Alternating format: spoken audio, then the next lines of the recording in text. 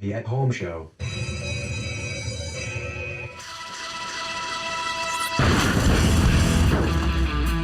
Live from the Green Room Studios, from the spacious property of Bates Nursery and Garden Center, 3810 Whites Creek Pike, it's the At Home Show with Josh Cary and David Bates. Oh, everybody knows what that cheering means. It's now time to climb a tree. Don your loincloth and survey the backyard, because you got to find a project and you've got to lay it in the unmarked grave of history. Welcome in, everybody. It is the glorious Saturday morning edition of the At Home Show. I am Josh Cary. And I am David Bates. What a day it's going to be, David. You know, this is the kind of weather that gets everybody stoked for spring. So we know that what is coming, and also we'll talk about that weather and also a reality check for perhaps a week away. So today, of course, is Saturday. We're looking for a high of 77 degrees today. We're going to be mostly cloudy by the latter part of the day. It's quite pleasant, 64 degrees here in the Music City. So we're moving into Sunday. It will be about the same temperature. Increasing chance of scattered thunderstorms, maybe a tenth of an inch or so. On Monday, that chance increases as it cools down just a bit to 69 degrees. Half inch or maybe a bit more on Monday. Cloudy conditions on Tuesday. You see a chill down, only 56 for Tuesday. Wednesday and Thursday, we see things kind of warm back up a bit. 60 Wednesday, 69 on Thursday, 62, and some showers return. And is that a snowflake down there? Because it's showing 28 for the overnight low. And as a reality check for next Saturday, if this forecast really means anything that far away, 43 for the high and 22 for the overnight low. So that's the way that tends to work. So, but those are a week away. Remains to be seen whether that'll be the case. All we know is that right now it is a glorious day in the Music City. 64 degrees here at the Bates Nursery Station, live from the Green Room. Yes, we are. And before we get started really getting into the show, we have to say a belated happy birthday to the one, the only, the official cured pork product supplier of the At Home Show, the Yard Boy. Yesterday. Yes, it was yesterday. So 44, I believe. Is that what I saw? I think he's more like 63. I mean, he's older than I am, isn't he? I doubt it. He might appear to be, Josh. He acts older than I do sometimes. No, not really. I don't know about that, but anyway, we're glad to have everyone in this morning, and yes, a belated happy birthday, Yard Boy. Want to welcome everyone in today, where we like to talk about really what you want to talk about, and that can involve landscaping, home improvement, whatever topics are on your mind. You can reach out to us through our either the At Home Show Instagram or Facebook pages, or through the Bates Nursery Instagram and Facebook pages. And that is where one of the duties that our very own Caroline Gant takes care of. And good morning, Caroline, and your cohort on the other end of the studio, Austin Lowen. Good morning, guys. Good morning. It's good to be here. It's a great day. I'm wearing shorts already. It's a great day. We're all fired up. After a week like we've had this week, it really that spring fever has really started to kick in, and you can see it in the enthusiasm. And so let's just talk about that for a moment. There's nothing wrong with being enthusiastic about spring, but as I just read in the forecast, we're not there yet. No. We're going to have some cold, and it's just the 5th of March. Our average last frost date is somewhere between the 10th and the 15th of April. So there's a lot of chances and opportunities for cold weather to still come along. The good news is that everything is still really dormant at this point, and so there's really no concerns about tip damage or burn on things currently. Or the Easter Bunny Clipper repeat of '08. Was that '08 when the Easter Bunny Clipper came in and got us? I think that was '07. Aught is what that 6, was, aught but 7. Okay. But anyway, but we had 3 those full kind weeks. of things do occur. We had 3 full weeks of this last week, almost 4 full weeks of that before that. Everything was all flushed out, and then we got down to, 8 degrees that day for a couple of days? I went to 19, but still it was 8 degrees, and we might not be on the air right now. It would have been that devastating. So, but as you drive around the areas, what are the things that people are likely going to see get bit? Star magnolias, of course, are top of the list of things that are very tender, very susceptible, and are frequent, receive a bit of damage as a result of later cold weather freezes. And next Saturday could be that for people, but beyond that, it really doesn't look like much. I've been noticing the star magnolias around town, and I noticed some big, what people call tulip magnolias around town that just started blooming kind of yesterday afternoon and into this morning. They're going to keep blooming all week, and they'll probably have a nice show this week. But like you said, on Saturday we're going to see some of those blooms, I think, get a little bit nipped with this cold weather if it's gonna come. Saw my first forsythia. I saw that this morning as well. Yeah. You know, me and Tyler and Caroline have talked about a new segment we're going to try to put out there with like a what's in bloom segment, because all the time we have people come in and say, hey, I saw this tree on the side of the road and I took a picture. I wanted to see what it was. So we thought it might be kind of cool to do a little what's in bloom around town, because we did a little video shoot the other day and we were driving through Nashville and we saw a lot of Okami cherries blooming, which are the single pink bloomers. They're in bloom right now. Some of the star magnolias, like David said, the white one, and then some of the tulip magnolias, which are more of the pinkish purple ones that are blooming right now. And then, like you said, Josh, the forsythia popped this morning. Now, what do we have any predictions as to what we think the feature spring plant is going to be? It seems like every year something else is just coming up and just becomes the star. Last year, Tyler, I believe it was it was some of the tulip trees. It was hydrangeas all well, I mean, the whole long. year, Yeah, the hydrangea definitely. year. But the tulip trees last fall were just gorgeous. Yes, we had a great bloom on all those on the lot too. The ones that we got in We had a great yellows. We had a great dogwood year last year. I know dogwoods are kind of normal and just native and all around, but still, they were showy last year. They didn't get nipped at all. So, I'm And by the way, I am nice. remiss. I did not even introduce Tyler, and Tyler is the reason we can actually be on Mute his the air mic every there. week. He I can do that has myself. He has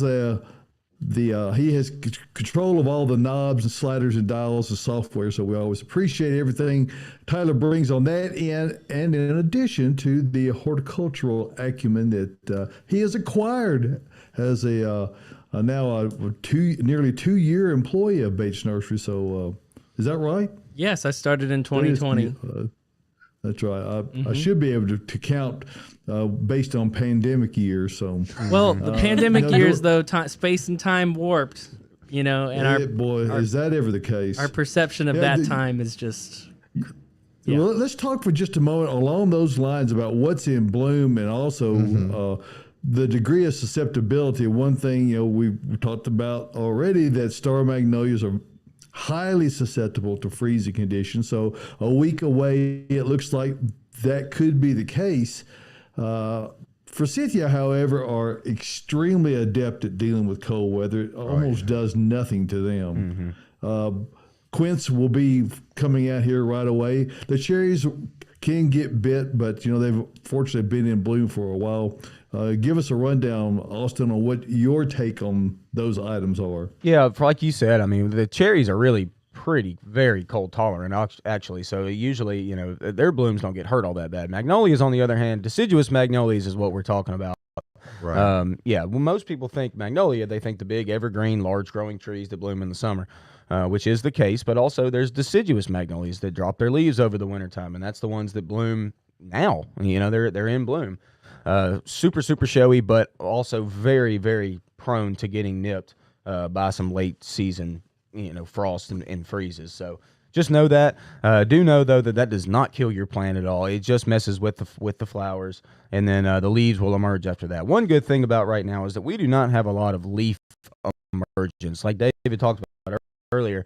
There's not a lot of things that have a lot of fresh, tender growth right now. That's really what we worry about the most. when it comes to freezing temperatures is that new growth. All the old growth that has been there, say, look at this boxwood right in front of me. All this is just old growth from last year. None of this is going to get affected by the cold.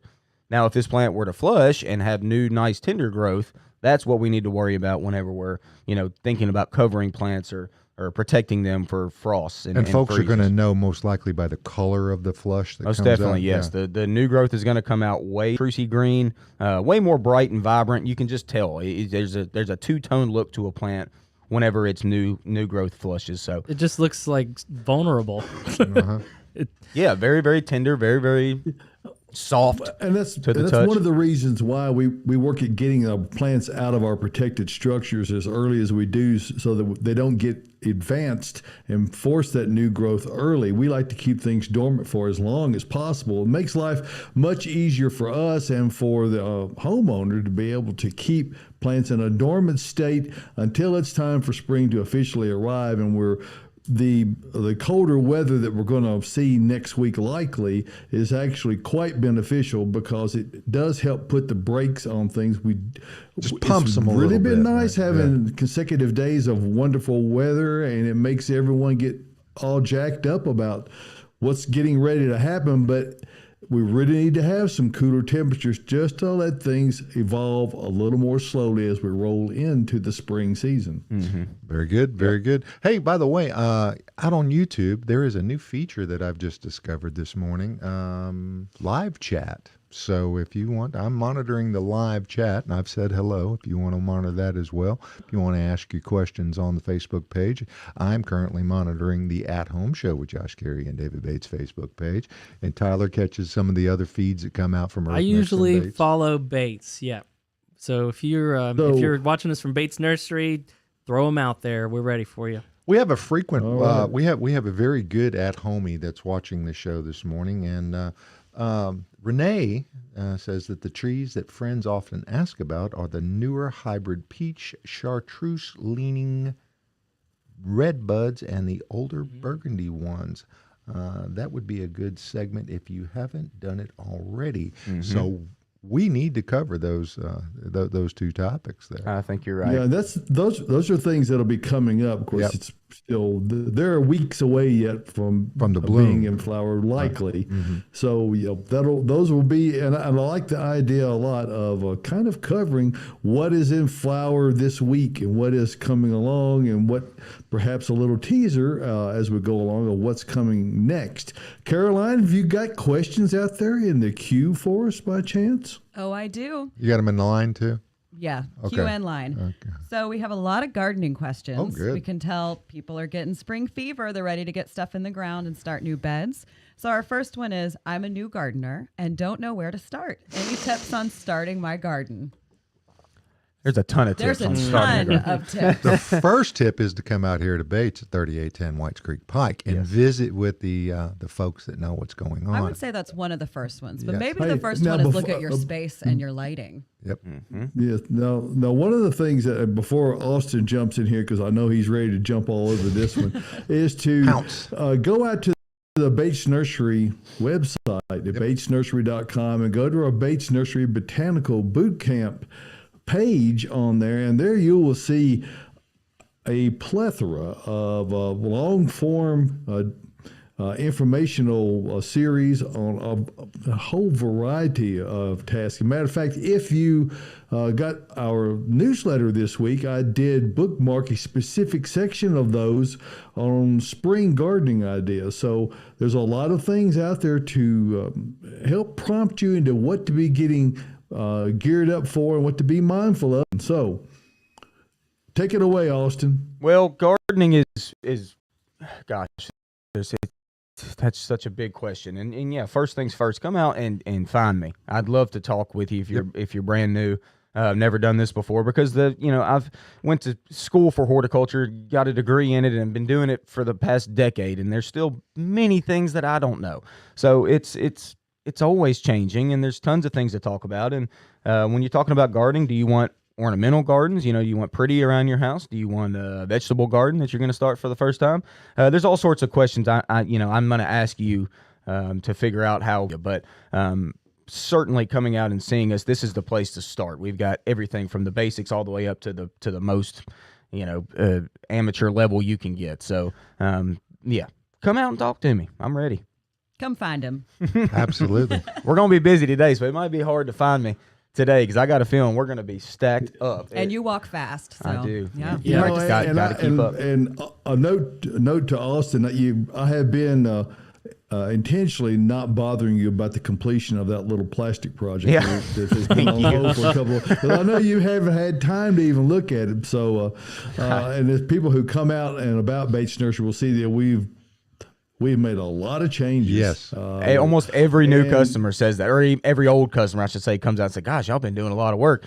And you know what I've told the employees that I work with this week is that we went from so cold and still kind of winter feeling to so warm for the whole week. So it's almost like spring has just like happened upon us this week, and everybody's feeling it. And we're almost still a couple, maybe a week or so behind of getting all the plants out to where you can see them and actually shop them. Didn't an Isley truck come in? Isley truck came. Oh, folks. Yep. That's what I decorated with this week. I got all Isley plants in here this week, which Isley, if y'all don't know, is a beautiful nursery out in Oregon that grows some of the coolest conifers, great boxwoods, and also great Japanese maples. And we really got a nice load of Japanese maples this week. So, and speaking of Japanese maples, you've got some lovely Sango Kaku, the coral bark Japanese maples right behind you in Caroline. Amazing. And they are, this is really their time of year. And as those begin to leaf out, that coral bark begins to fade as you go through the season. So that's not unusual or not a sign of anything being wrong. It's the cold weather that really brings that vibrant glow to the bark of it. And they make a really interesting addition to any landscape because of the variety of colors they give depending on the time of year. most definitely. What is the ultimate size of those? They can get pretty big. Really? I mean, really, really old ones, they can get upwards 20 to 30 feet tall. I mean, honestly, whenever they get big, it takes them a while. That's just a little baby one, right? This one's a baby. Yeah. This Baby. is a couple little seasons old, if that.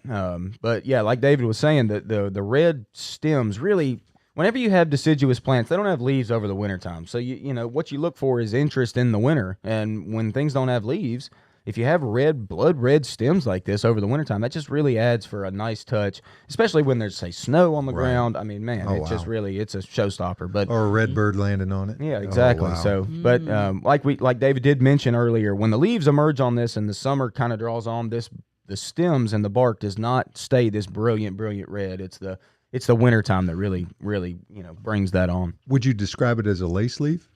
No, not necessarily. really. Okay. It's got more of a And they're green or regular. red? It's a green leaf. Okay. Maple. Yep. Yeah. Color change typically is going to be in that yellow to orange in the wintertime. Sometimes tinges of red. Every year Japanese maples are different. That's the thing. Kind of depends on water, depends on the temperature, and the leaf change is kind of determined by other factors. So, but typically yellow to orange. What else you got on the table there? The other got things the Boxwoods? I do have Boxwoods. Justin Brower's Boxwood right over here in front of me. I've got these at my house. It's my favorite little dwarf boxwood. The true green is really brilliant on them. Whenever the new growth emerges, it's got this two-tone look like we were talking about earlier. Really fantastic little boxwood. It stays very small. It's only like a 2x2 grower. So I've got these, like I said, I got 14 of these lined up in the front of my home, and one of my favorites. When they flush, they're gorgeous. Out in front of me, I've got another true dwarf Hinoki Cypress. Wow. Very true dwarf. I mean, ground hugger. If it's me, I like to plant these in a pot, get them up off the ground, just because we live in a very moist area with some heavy clay in some areas. And whenever you have foliage like this that is so close to the ground, you can see issues with that sometimes. So finding a cool little pot and putting them in the ground or in the pot amongst your landscape is a really cool feature. I'm not saying you can't put these in the ground. Just make sure, you have nice, well-drained soil in that area. And there's another. They look like yeah, go ahead, David. They look like a brain to me when they're growing. I mean, they really have that kind of look and texture to them somewhat. So they're an extremely cool plant. Yeah, it really is. Very, very, very slow growing. So do know that it's going to be a long process before you see anything big, and you'll never see anything all that big. They're a very true dwarf. So cool little plant, definitely for like a little rock garden conifer kind of deal. Popping these in certainly works well. a feng shui kind of a place and put them in there. Because there's another it's called a true dwarf right in front of me. It's called On Standard, but it looks to be a little bit more tree form. It's exactly the same plant as what you're seeing over here. It's just Really? been grafted up on top. Yep. Cool. So you got this little tree form look, also cool for a little pot. Right.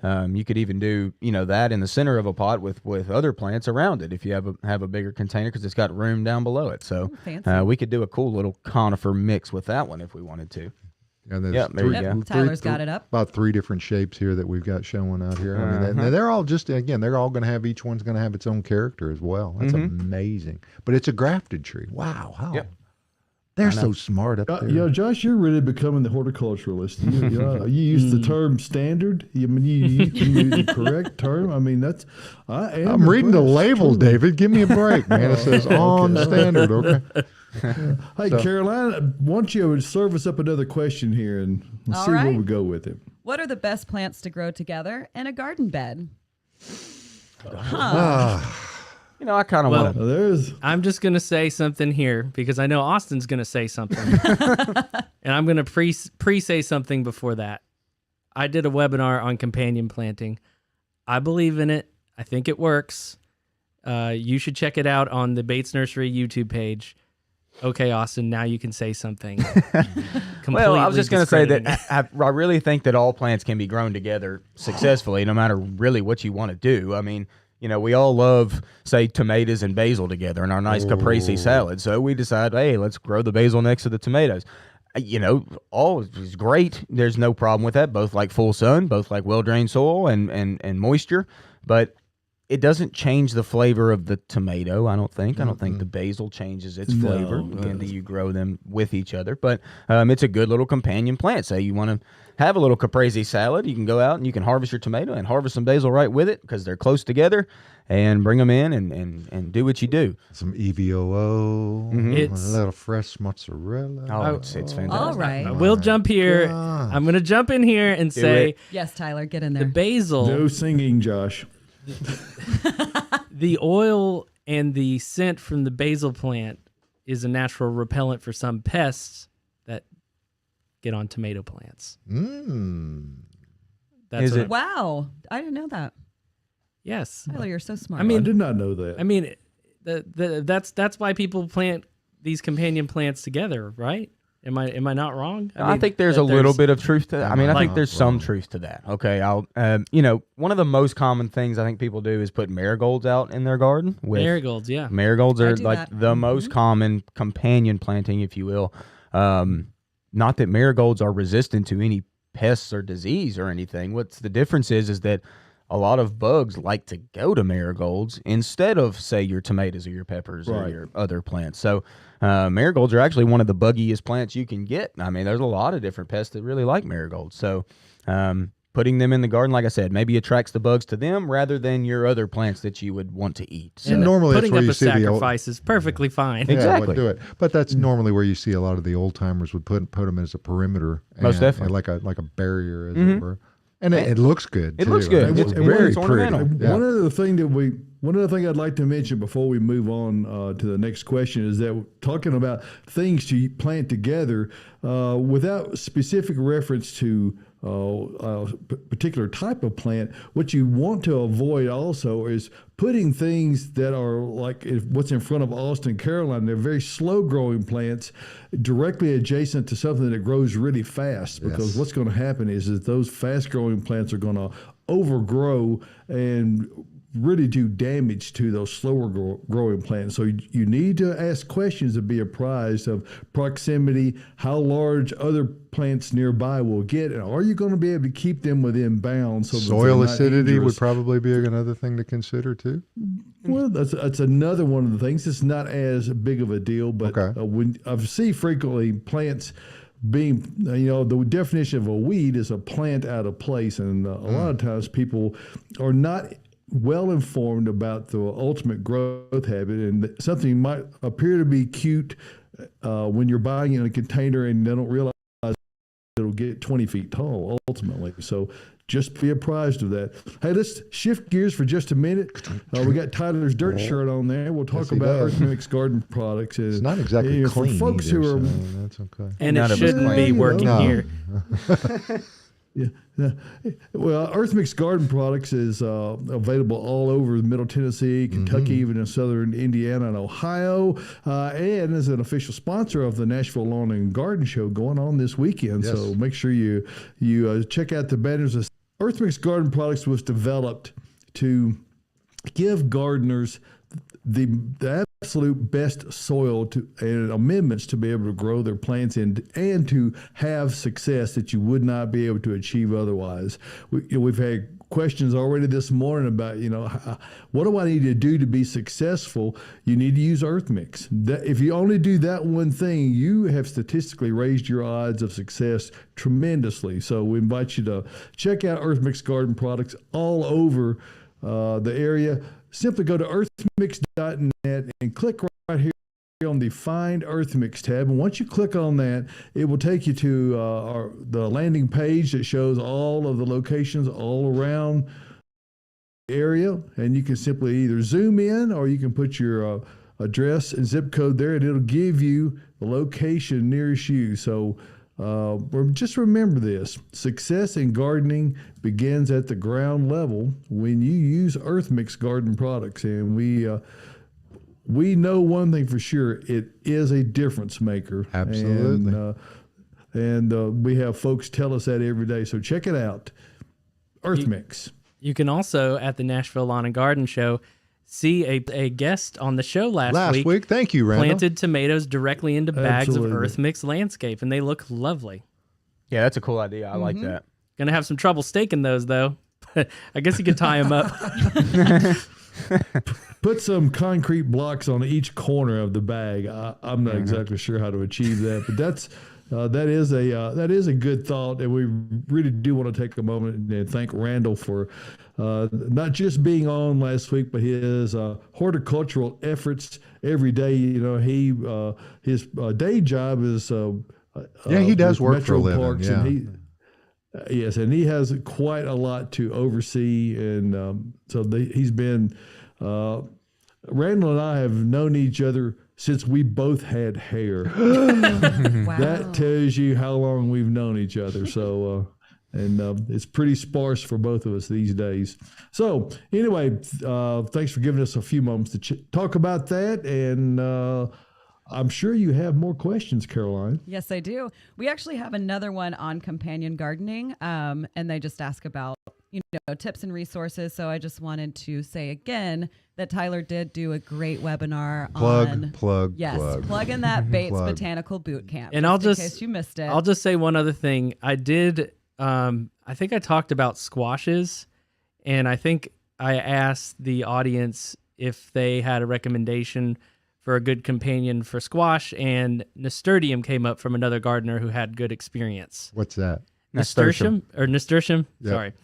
Nasturtium is a kind of a vining flower, but it's also it's edible. The flower's edible. The leaves are edible. It's kind of spicy. It's amazing. I grow it every year. Yeah. I don't like It would the be taste of it. nice if Really? it was a squash vine borer repellent. Yes. That's easily the biggest threat to people growing squash, apart from not having a good drainage and not enough sun. Almost everybody plants squash and zucchini in the same general locations as well. I mean, if they're going to do that. I mean, I've seen them up north, and I'm talking upper peninsula Michigan, where they actually grow their squash in their flower beds out front. It's a cool looking plant too, but it's not for everybody. Now, and this kind of ties back to what I was just talking about just a bit earlier, is that that's a good thing to do. But if you have other desirable plants, like those Hinoki Cypress or Dwarf Boxwood, and you plant a squash nearby, it's going to grow all over the top of it. It's going to destroy them. So you need to really some think ground. about that. Yeah, people that have never need to grown kinda squash need to know how big squash gets. Yes, it's and very quickly too. Squash and sweet potatoes. Yeah, squash and zucchini are botanically the same plant. Really? Yes. Genetically speaking, they're pretty much the exact same thing. But both of them get big, and you almost always need less than what you think you do. So for like me, a 4-pack of squash is still almost too much for my family. If you have a healthy squash garden, God, you have way more squash than you could ever eat. So just be careful with that. Save room in your garden for squash, most definitely, but don't give it, don't take up too much room for your squash and zucchini, because let's all be real. We all kind of like squash and zucchini, but you can only use it for a certain amount of things. Otherwise, what are you going to do with it?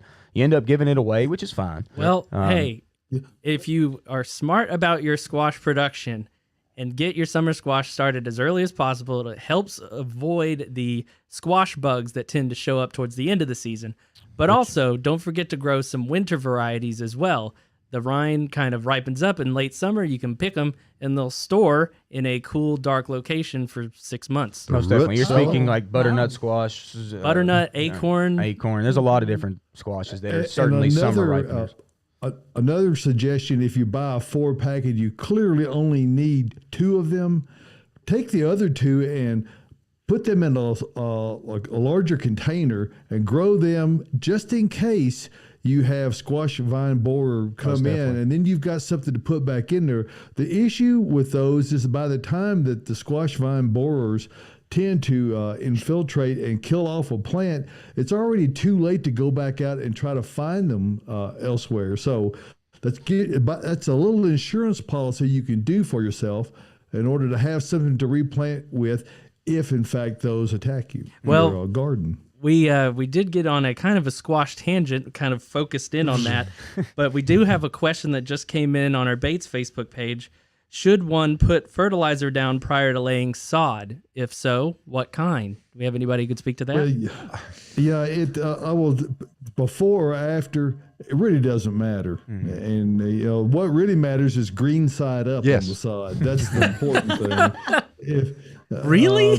You can do a lot of other things wrong, but if you get that one thing right, your chances are good. What's more important even than the fertilizer timing is making sure before you sod that you take the time to grade the area as perfectly as you can, making the proper drainage considerations and all of that. If you do that, then it will look wonderful when you put it down. The fertilizer will dissolve and either come through from the top or from the be bottom. absorbed from underneath, either way. So either of those will be fine. Any type of all-purpose fertilizer will be sufficient. Without a pre-emergent herbicide in it, probably. Yeah, you don't want to use any herbicides on no weed that. and feeds. You're looking for something that's a more balanced fertilizer, as a starter type fertilizer would be, because you're trying to get those roots quickly established into the soil below, so that it becomes established quickly, and thereby makes your maintenance issues become a whole lot less. Okay, so there's my beautifully answer. said. You know what else you could do is come out here and get some Supernatural and spread it across the top of the soil before you lay that There sod it down. is. That's a If you nutrient-rich really are looking mix to do anyway. it organically. Yeah, yes. most definitely. Yes. Another great product that Earthmix makes that you want to consider is landscape. And if you're amending your soil, like if you have a lot of clay, it's got gypsum in it. It helps break those soils up. Has a lot of pine fines, shredded pine bark mulch that also adds drainage to poor areas that drain poorly. And, by the rain that came the other week, you really can see the areas in your yard that have poor drainage. And you might want to address that before you get started with some of your bigger gardening projects this year. Mm-hmm. And if you're going to go out there and try to do a patch, break that soil up a little bit. Just don't throw it down on top of the hard ground that's there. Mm-hmm. And that just, Well, nobody would consider broadcasting tomato seeds on a hard ground thinking they're going to grow tomato plants out of it. But people do that with turf seed every day, thinking that, I can just rake it a little bit. You have to prepare a seed bed to have a reasonable expectation of success. You can have great success this time of year because the conditions are really good, but you're not going to get very much if all you do is barely break the ground a little bit. Break it up good. Those roots need to be able to get established in order to be able to maintain some degree of health during dry periods, and they will come. and if you get it at a larger facility that sells them in pallets, usually stuck over to the side of the parking lot underneath a lean-to shelter. You might want to get it early in the morning or just as soon as the truck drops it off and puts it out there, because it might have been sitting there 4, 5, 6 days on that pallet. Just be mindful of that, because it might still be a little bit green on top, but I wouldn't be very careful about doing that. Well, you can get away with that a little bit this time of year while it's cool, but quickly as the weather warms, get into June, sod deteriorates quickly. It's very perishable as the weather warms up while it's on the pallet. So yes, a good point. Yeah, again, I work in I work in the new construction business, and you see when the trucks with the sod pull up at the facilities, and the guys are standing there waiting.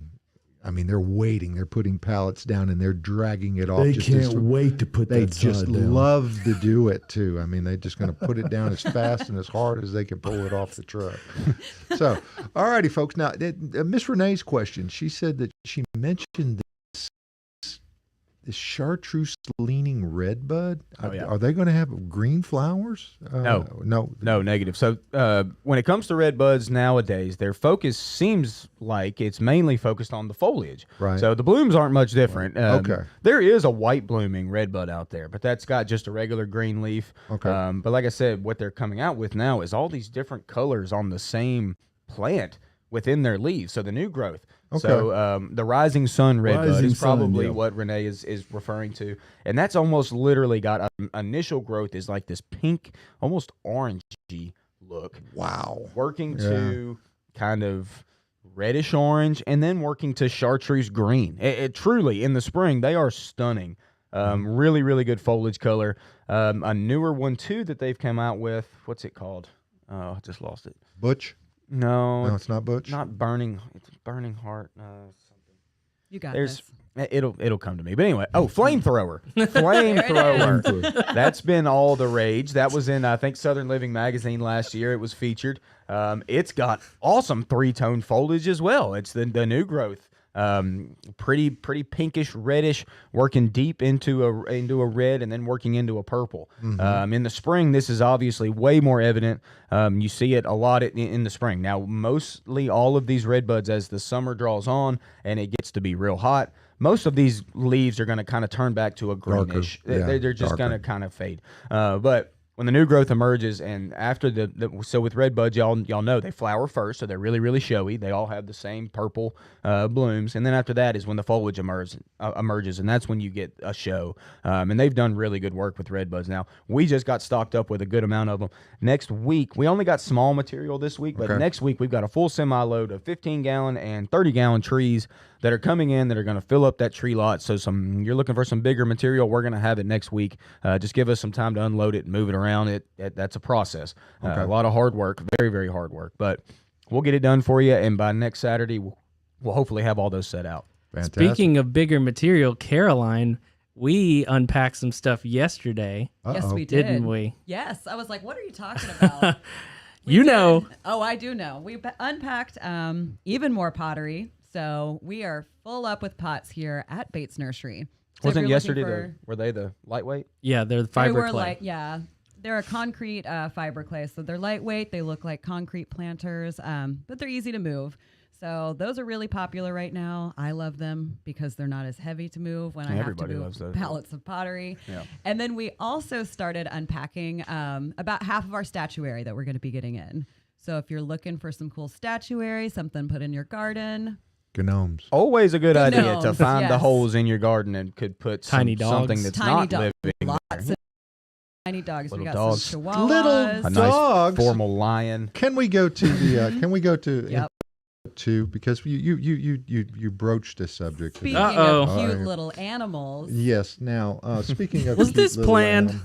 No, not necessarily. Premeditated, huh? Now Thursday, I send out a post every Josh? Thursday. After. Oh wait, hold on. This might be me. That might be you. It wasn't me go. this time. Tyler. I have Where'd David go? But there he is. I promised the. You never know where I'm going to pop up. Never know. Magician. I promised the at home as a cast. Are we cat people or are we dog people?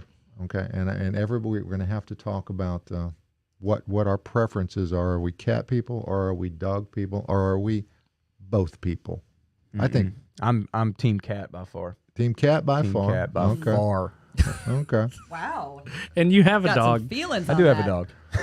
Okay. I'm both.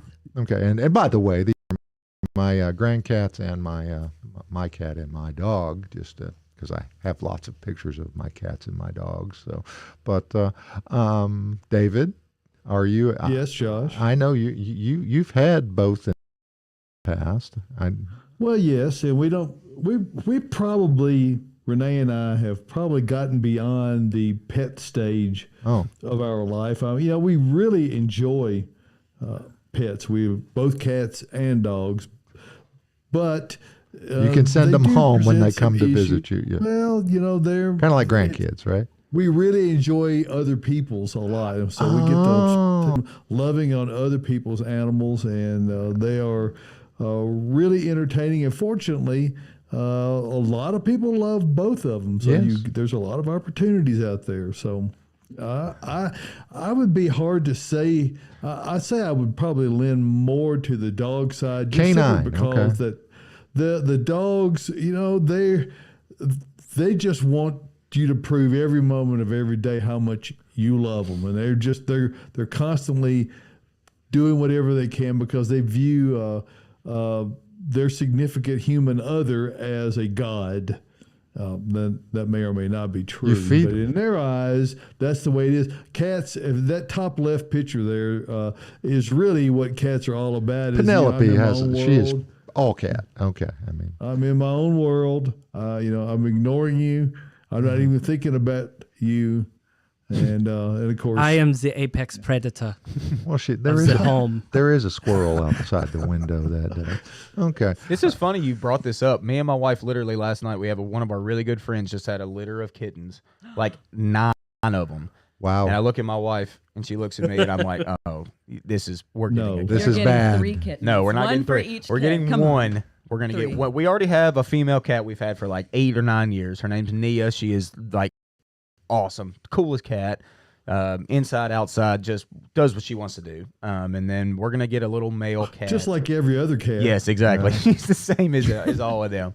But we are going to add a new little addition to the family. And it's going to be a boy first off. The first boy in my whole life. I've got 3 daughters. I've got a girl dog, a girl cat, all girls in the house. I feel you, brother. I feel you. Yep. I feel you. Boy cat's coming our way. It's coming. Hey, let's give me just a minute here. Let's As talk soon as you about can. where we are today. One at a time, please.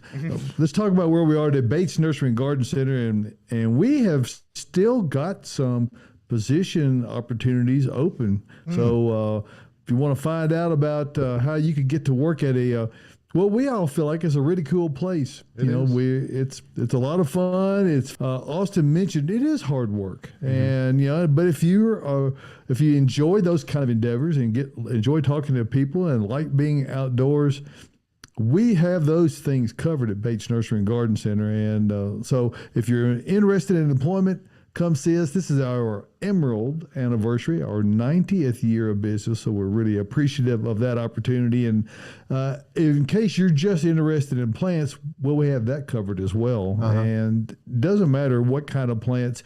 We've got perennials here on this screen here on the Bates Nursery website page, but we have everything. Austin mentioned we have our large trees coming in this coming week. An additional stock of those. We have a lot of our small fruiting plants and ornamentals that came in last week. Isley Nursery, that name alone tells you it's a lot of Japanese maples, a lot of interesting conifers, accent plants, anything you could think of for your garden, your landscape. Natives, Joy Bovin, our very own, she is our natives expert, and she really has done a lot to increase our palette of things. So if you're looking to use natives in your landscape, you need to seek out Joy and talk to her about that. we have begun getting in our very earliest annuals, things that are cool season. We have avoided getting the warm season things in because we're trying to protect you from you. We don't want to sell them to you multiple times, so we don't have tomatoes as yet. We may have a few by next weekend, but they don't do anything until the ground temperature warms up anyway, so it's way too early to put those out yet. So, but we will have, rest assured, we're going to have that. And you'll see in our newly revamped greenhouse that the shopping conditions will be unparalleled to anything we've had in the past. Wonderful tall gable ceilings, much better lighting, and a selection second to none. So make sure you come out and see us at Bates Nursery and Garden Center, where we are conveniently located 1 mile north of Briley Parkway at exit 19 on Whites Creek Pike. That's just minutes from Rivergate, Opry Mills, Nashville West, downtown Nashville. And I promise you this, it is worth the drive no matter where you're coming from. So come out and see us. Make sure if you want to get in the loop on what's going on, I invite you to sign up for our weekly newsletter. It's a blog post that I write once a week, and we don't share your information with anyone. It's just me to you, and that comes out on Thursday afternoons. Tell you about what to be thinking about in the garden and what new things are happening around Bates Nursery and Garden Center. Of course, we've already mentioned Bates Nursery Botanical Boot Camp. Another one of the things that are, if you're looking for in-depth information, we've got more than 70 long-form answers on things out there, and that will take you to our Bates Nursery YouTube channel, which is a whole lot more there, including my video on mowing your monkey grass, which we're coming up to the end of the time on Mow that. your monkey. So if you haven't, if you're thinking about cutting your monkey grass back, mowing it's a good way to do it. There's a video out there on the Bates Nursery YouTube channel. Check that out. Come see us, Bates Nursery and Garden Center, beautifying Nashville since 1932. I appreciate your giving us a moment to discuss. You know, one thing, David, that There's we got great stock of are potatoes, garlic, asparagus, horseradish, all of the bulb and in the ground persuasion type Horseradish. things. We even got some horseradish. Yep. You know what's interesting about horseradish is that it's only hot if it's grated. If you slice it, it is not hot. Did you Exposure know that? to air, perhaps? It's something about something chemically changes, or if you just slice it, it is not even mildly hot. But if you grate it, that's when it turns into fire in a root. So Wonderful. It is like wasabi. I mean, it just hits. Speaking Fun fact of about hitting, that. It actually is the Okay, had some ingredient in questions wasabi. over there, Caroline? Okay. We do. We have 4 more questions that I Okay. do want to get to before we're at time. So let's kind of start a rapid fire real quick, shall we? Okay. I have a Ripsalis that I moved to a south window a few weeks ago. It's turning red. That's all you. Normal. Yes, it is normal.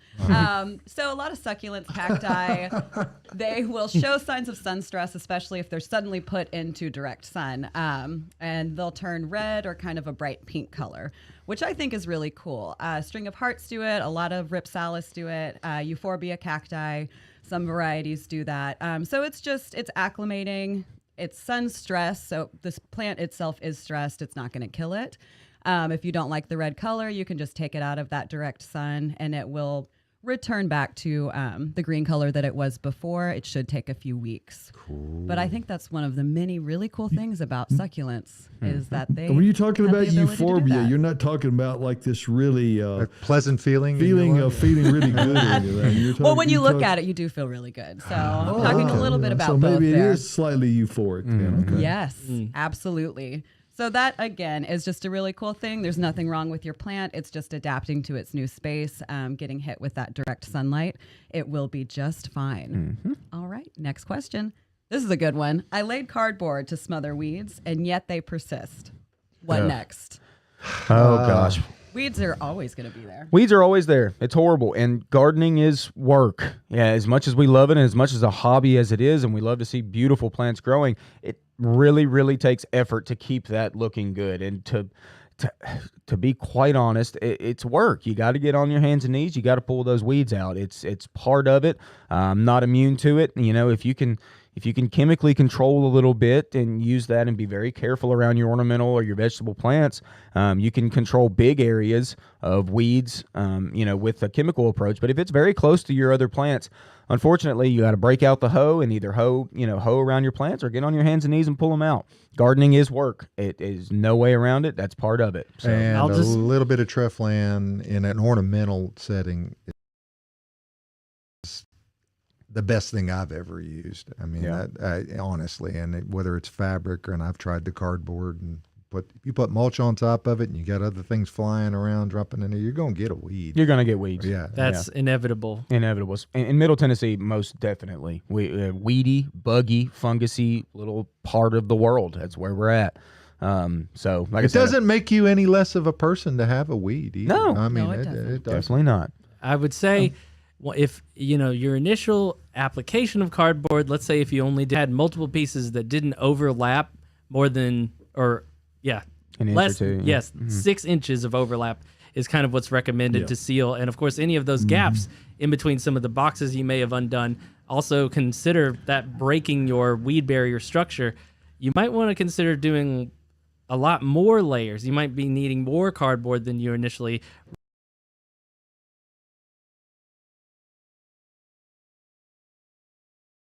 board to really create a good seal between them, so they also start breaking down. Once they start breaking down into one complete thick layer, that's going to be the most sequestering of weeds you'll get from them. Wow. Very good. Love I've it. Way tried to go, Tyler. Yeah, that was Bring a it. great response. Right. it. Zing! Give me another, All Caroline. right, here we go. All right, Tyler, you ready for this one? I want to see what you would say to I it. probably won't know jack about it. A white star, my white star calathea got crunchy leaves over the last month. Help. That sounds like you. It does, but I want to know what you would say about it. And it sounds like a humidity issue, perhaps. Yeah. Yes, it is. So calathea Okay. love humidity. In the winter, with your heat on in your house, they are going to dry out. So I always recommend keeping them near a humidifier. People like to mist their leaves. I'm a little against misting leaves. I feel like it can promote problems, that are going to develop on the leaves. So I use a humidifier. Even with that in the winter, especially as we're nearing the end and, we've had the heat on for months, my calathea are starting to get a little bit crispy leaves. It usually starts on the very tip of the leaf and works its way down on the outside. And then if it's not getting enough humidity, it'll start curling up and the leaf will eventually die. You can just trim those leaves off at the base of the stem. It'll promote new growth. And luckily, we are just about out of winter. So things should start flushing back out and your heat's going to be off. So they will be less dry. But it's a normal thing for calatheas to do. Anytime somebody comes in and is new to that plant, I always just give them a rundown. It's not dying. It just needs humidity. So. It's with all the house plants, y'all. We got to talk about it. They don't want to be in our homes. Where do they naturally live? Mainly South America, the coast of Africa. A lot of these plants are grown in outside, in high humidity regions all the time. So if they're in our homes, that's obviously a way different environment. So we cannot expect them to look perfect constantly, especially through our cool, dark winters. So be okay with your plant looking a little rough during the wintertime, and then be excited whenever you see new flush in the spring. We go through different seasons with all of our plants, and our house plants are no different. So don't freak out too much if it looks a little rough. Things will change. Yeah. Also, the answer is Don't be afraid of your emotions. That's right. Whatever you're feeling, just go with it. That's right. and also, Gardening is an emotional event. resist the urge to just water it more. Yeah. Please Very don't common. more water is not the answer for most of these issues. If it's wet on top, it's certainly wet down below. Almost always, y'all. Water goes down, gravity takes it down. So if you're wet on top, gosh, it doesn't need it down below. It's probably got plenty. But like Caroline was saying, the humidity levels on calathea certainly. Hey, a great window in a bathroom. And I've always Calathea? pronounced Yeah. that word wrong. I'm guessing. I always called it calatheas. Calathea. I think that's It can go both it's ways. It's just people say it. Potato, That's that right. kind of a thing. That's so. correct. There's a lot of that in the horticulture world. We've got another professional here A called bunch. Ben. I called Ben. One of our favorite One of our- employees, yes. Benny. He's his own He category. says funny horticulture words a lot. I have to I say love correct him, but I don't have to correct him. He can say it how he wants, potato, potato. But he says a lot of funny. I like how he says Well, Isley you know, the Nursery. word liriope has like 40 different translations. There's not that long. You know, liriope, liriope. You know, just good old monkey grass is good enough for most people. Yeah. So many ways. Arborvitae is the same way. Arbor vitae. That's so many ways to say that one. But yeah, just that calathea. And one thing that I've done with a few of mine, I just hated how they looked in the winter because they got all crispy. I just cut them all the way back to right above the soil level. And then they flushed back out and they were really healthy. So don't be scared to chop on your plant. It's not bad for the plant. It's actually good for it. I have a lot of people that don't want to remove dead leaves because they think it's going to hurt the plant. It absolutely is not. It's going to hurt your plant leaving it on there. Question. Well, Sherry Gant says, Cary Gant, Oh. you go, girl. Is that Mama? Love mom and That dad. is Mom. Hi, Mom. Hi, Dad. Good morning. Thank you. You should be proud of her, Mr. and Mrs. Gant. She is. Yeah. All right. Absolutely. Last question. I have 5 pallets that I want to use for gardening somehow. Where do I start? There's Pallets? so many projects. I made my compost bin with pallets, so that's a project. Cool. Yeah. You can do cool little succulent gardens with pallets, hanging them up on a wall. I've seen people seal them up with some sort of fabric and then fill them with soil and plant some succulents in them and hang them up on a wall. I've even seen people use, you know, if you're wanting to do small veggie type stuff, say carrots or even herbs, you can lay the pallets flat on the ground, seal them up, fill them with dirt, and then plant them in rows right along. You can start a little seed, you know, if you've never done seeds before, laying down seeds in between the cracks of the pallets. It's a cool little thing to start. That's a number of things. You're like Let's a not Pinterest forget board, about- Austin. Save Where one you for the go? extra pots that you're going to get too. So put that one over in the back of the garden shed and bring them up there along those lines. You could trellis one. I mean, Yep. I've seen people take Certainly. and run clematis on top Yes. of them. Oh, there's another one. Clematis. Clematis. clematis. But yes, no, you're totally right. Yeah, vines will climb up a pallet really nicely too. So it would probably work for cucumbers then. Most definitely. Yep. Most definitely. Cucumbers take up a lot of space in the garden. Yeah, so if you boy. can get them going up, that's way, way better.